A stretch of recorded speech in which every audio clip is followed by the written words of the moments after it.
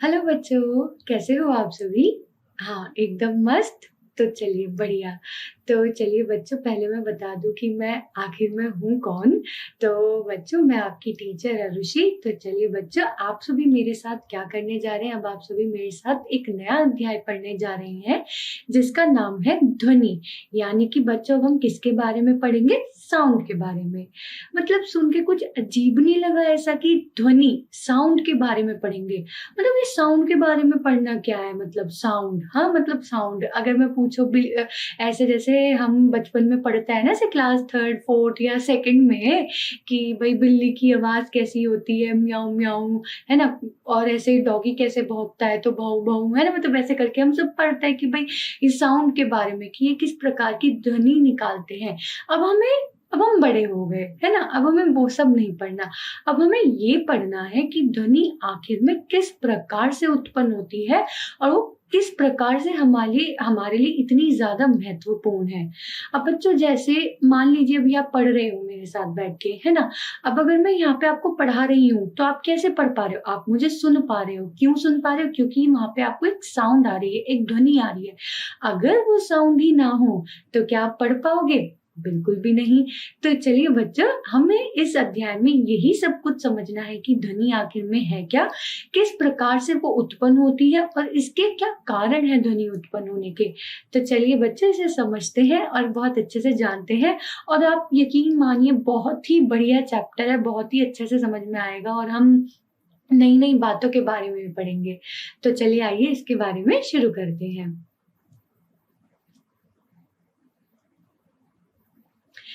अरे, पहले ही एक प्रश्न आ गया। चलो तो कोई बात नहीं, एक प्रश्न ही से शुरू कर लेते हैं। अब बच्चों, जैसे मैंने अभी आपको बताया है एकदम शुरुआत में कि हम बचपन में पढ़ते हैं कि अलग अलग जानवरों की ध्वनि के बारे में पढ़ते हैं कि शेर कैसे दहाड़ता है ना, उसको हम दहाड़ कहते हैं उसकी आवाज को। ठीक है। कुत्ते को हम बोलते हैं कि वो भौंकता है ना? तो हम इन सब तरीकों से पढ़ते हैं।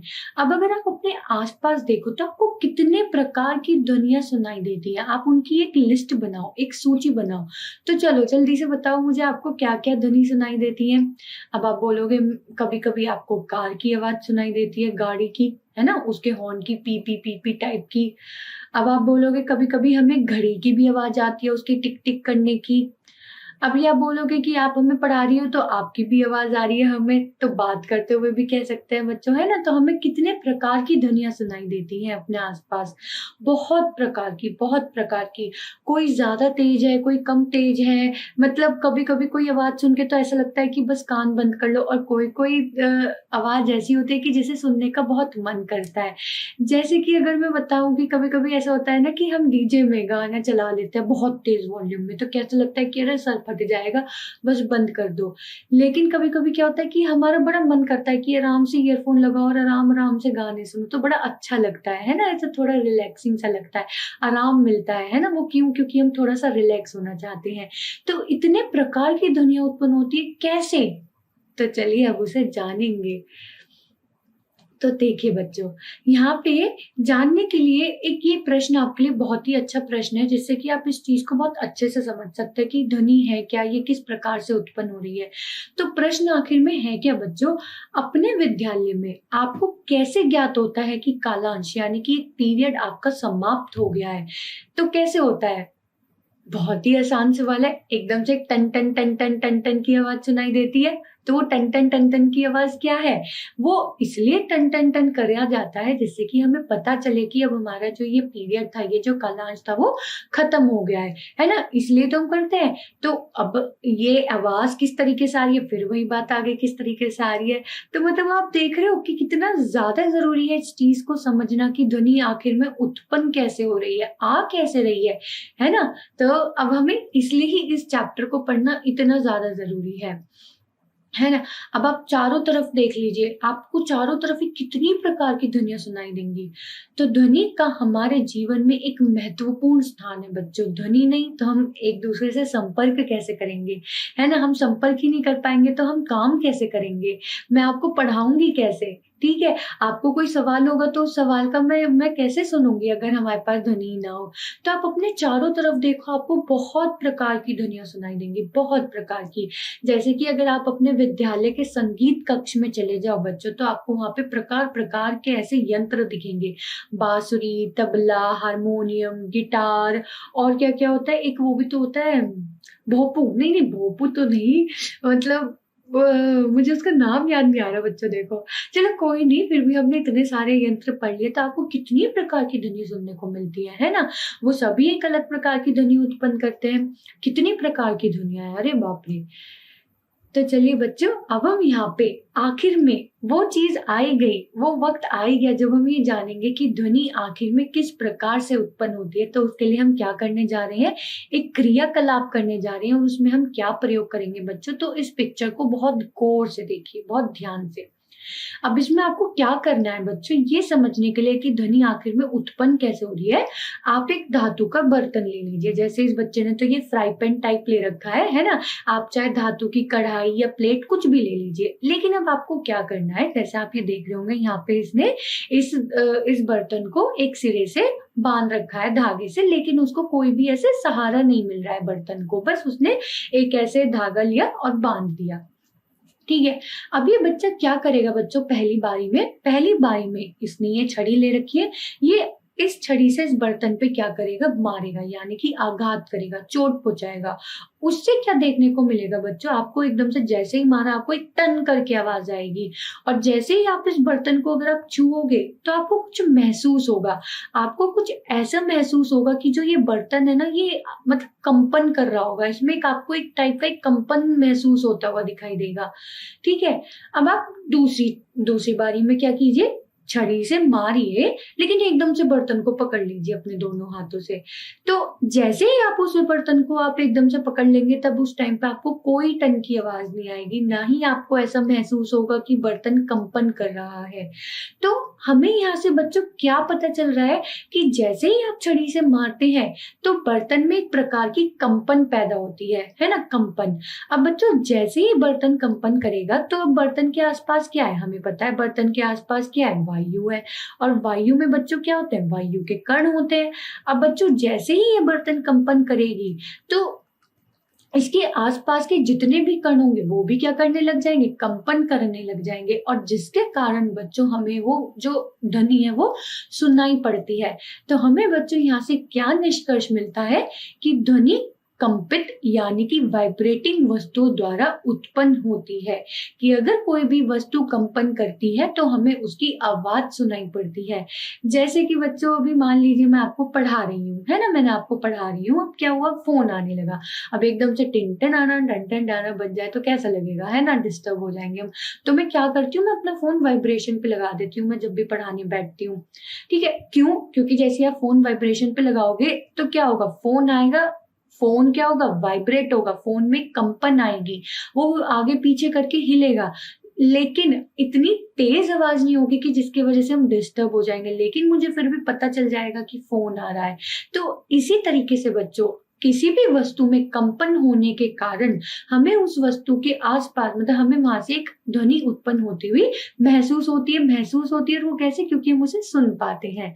तो बच्चों मैं आशा करती हूँ आपको ये क्रियाकलाप बहुत अच्छे से समझ में आई होगी कि किस प्रकार से ध्वनि उत्पन्न हो रही है। बहुत ही बढ़िया। चलिए बच्चों, अब हम एक प्रश्न हल करेंगे। तो प्रश्न वही है जो अभी हमने शुरुआत में पूछा था कि विद्यालय की घंटी को जब बज नहीं रही हो तब आप उसे छू कर देखिए, तो आपको कुछ महसूस नहीं होगा, ऐसे ही लगेगा, है ना। लेकिन जब वह ध्वनि उत्पन्न कर रही है तो इसे पुनः छूकर देखिए, क्या आप इसे कंपित होता हुआ अनुभव कर सकते हैं। तो बच्चों बिल्कुल, जैसे ही आप इसे छड़ी से मारते हैं तो ये आपको क्या होगा, ये आपको कंपन करती हुई दिखेगी भी, है ना, ऐसे आगे पीछे को होती हुई ऐसे ऐसे ऐसे ऐसे ऐसे दिखेगी भी।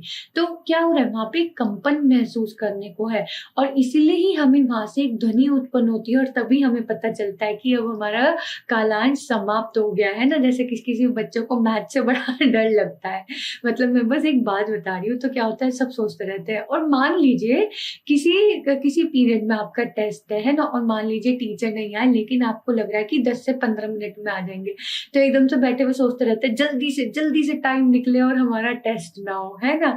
क्यों, क्योंकि कम एकदम टन टन की आवाज आई, पीरियड खत्म, दूसरा पीरियड आ गया, टेस्ट ही नहीं हुआ, है ना? देखो तो ऐसे, लेकिन यहाँ पे हमें समझना क्या है बच्चों कि कंपन के द्वारा ही क्या होती है, एक ध्वनि उत्पन्न होती है। ठीक है, आइए फिर से एक और क्रियाकलाप की मदद से इसे समझेंगे, लेकिन अब वो क्रियाकलाप है क्या बच्चों?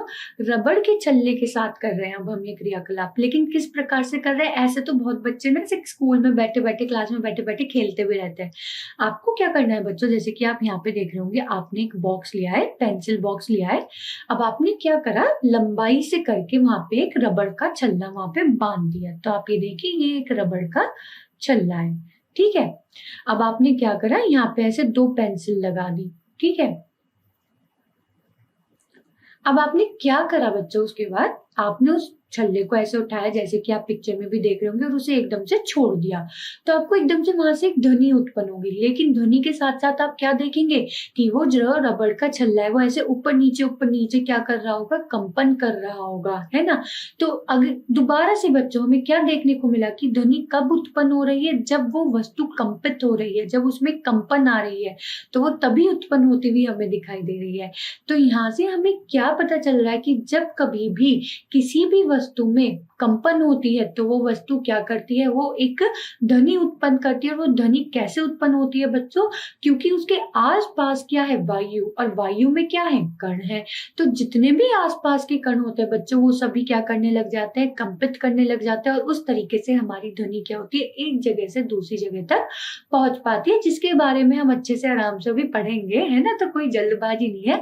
अभी फिलहाल हमें क्या समझना है कि जो ध्वनि है वो किस प्रकार से उत्पन्न हो रही है, कंपन के कारण।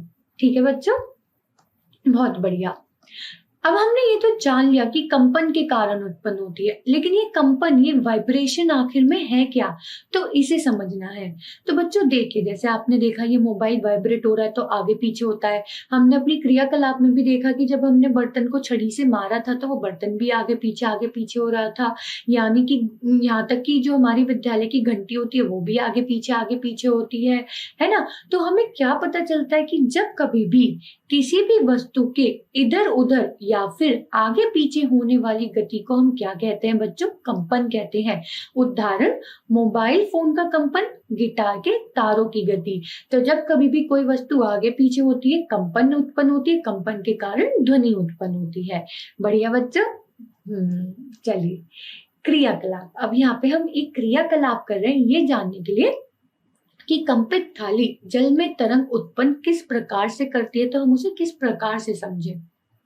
फिर से बच्चों चलिए, क्रियाकलाप के लिए एक प्रयोग करने जा रहे हैं। अब उस प्रयोग में आपको क्या करना होगा, क्योंकि हम थाली की बात कर रहे हैं तो एक धातु की थाली ले लीजिए। अब उस धातु की थाली में अभी आपने कुछ नहीं करा है, अब आप देख रहे होंगे इस पिक्चर में भी आपने ये थाली ले ली।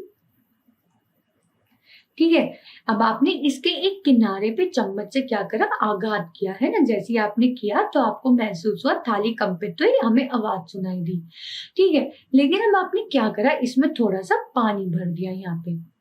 जब आप पानी भरा बच्चों और आपने फिर से चम्मच से एक उसके किनारे पे आघात किया, चोट पहुंचाई, तो आपने क्या देखा, थाली कंपित हुई और उसके कारण आपको जल में तरंगे उत्पन्न होती हुई दिखाई दी। लेकिन इस टाइम पे आपको ध्वनि उतने अच्छे से नहीं सुनाई पड़ी।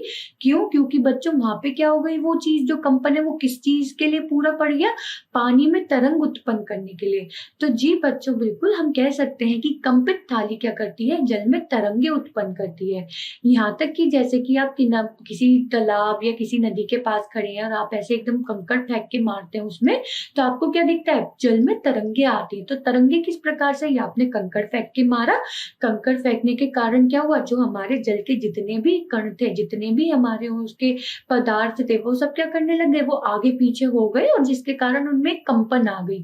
और कंपन आने के कारण क्या हो गया, जल में तरंगे उत्पन्न हो गई।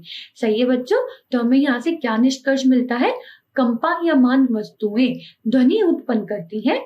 कुछ स्थितियों में ये कंपन हमें आसानी से दिखाई दे जाती है, लेकिन अधिकांश स्थितियों में उनका आयाम हम समझेंगे, एम्पलीट्यूड, मतलब इतना कम होता है कि हम उन्हें देख नहीं पाते।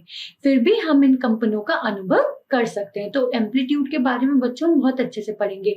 मतलब अगर मैं थोड़ा सा आपको यहाँ पे एक आइडिया दूं आयाम एम्पलीट्यूड का, तो मैं आपको क्या बता रही हूँ कि जब कण आगे पीछे होते हैं तब उनमें कंपन दिखती है। दिखती है। तो वो कितने डिस्टेंस से, कितनी मात्रा से आगे पीछे हो रहे हैं, तो उसे ही हम क्या बोलते हैं, आयाम। जितना ज्यादा आयाम उतनी ज्यादा आपको कंपन, उतनी ज्यादा ध्वनि। तो इसी तरीके से आयाम काम करते हैं, लेकिन हम उसको अच्छे से पढ़ेंगे क्योंकि ये बहुत ही बड़ा एक, आप ये मान लीजिए एक फैक्टर है जिसपे ध्वनि बहुत ज्यादा निर्भर करती है। तो अभी हमने यहाँ पे क्या समझा है कि कंपित थाली जल में तरंग उत्पन्न करती है।